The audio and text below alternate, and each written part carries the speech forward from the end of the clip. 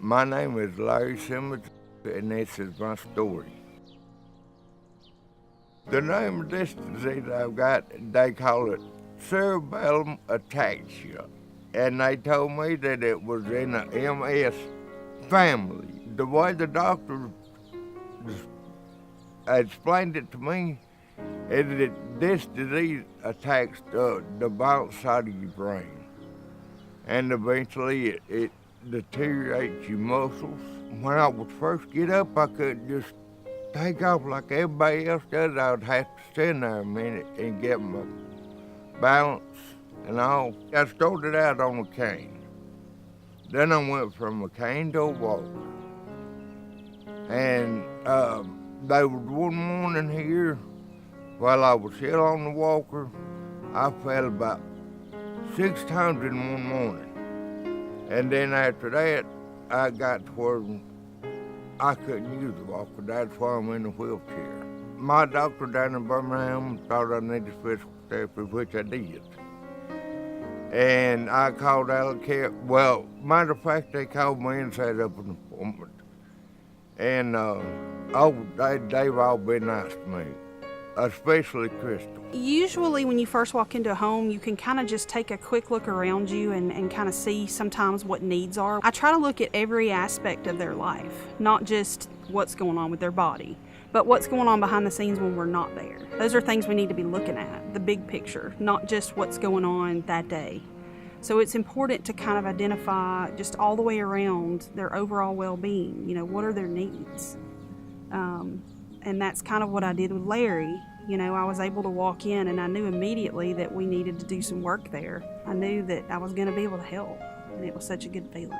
I think Crystal seen that I was having a hard time getting around the house, and she started asking me these questions, and she went back to Alacare to see if they could help me get a wheelchair. And then Lindsay come out and asked me some questions. But Crystal is the one that got the ball rolling. The funds weren't there, and Medicare had pulled the plug and said there wasn't anything they could do, so I immediately thought of the fund, that maybe, by some chance we could help this man get what he needed.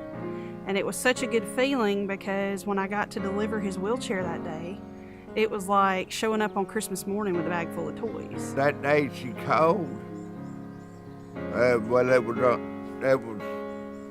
wasn't a scheduled visit, so when she called, I had a feeling that day that she was bringing it out.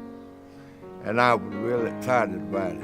Well, when Crystal brought it out, I got to looking on it, and it's got the blue streak on the leg down here. And I told Crystal, I said, that's what I'm going to name it, Blue Streak.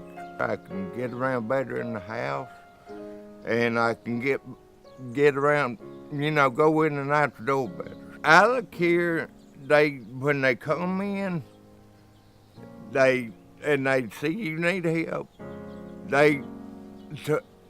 And with me, I felt like that they put my health above everything else. I've been with Alacare now for about 2.5 years, and they told me about the fund when I first came, and I just kind of jumped on board. It's optional always, but it was just a no-brainer. When I came to work for Alacare, I just immediately signed up for it and thought, well, I'll kind of see how it goes.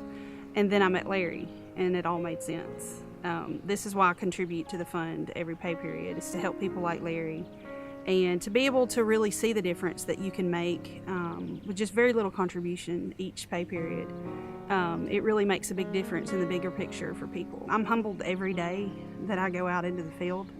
I come home thankful for what I've got and very thankful that I've gotten to make a difference in someone's life. When you have patients like Larry and you can walk away knowing that you really made a difference, it's a really good feeling. It's real important. Take me for example. I needed a wheelchair at the time, and I didn't have the funds for it. So if it wasn't for Alacare, I wouldn't have my wheelchair. Alacare is, in my book, the number one.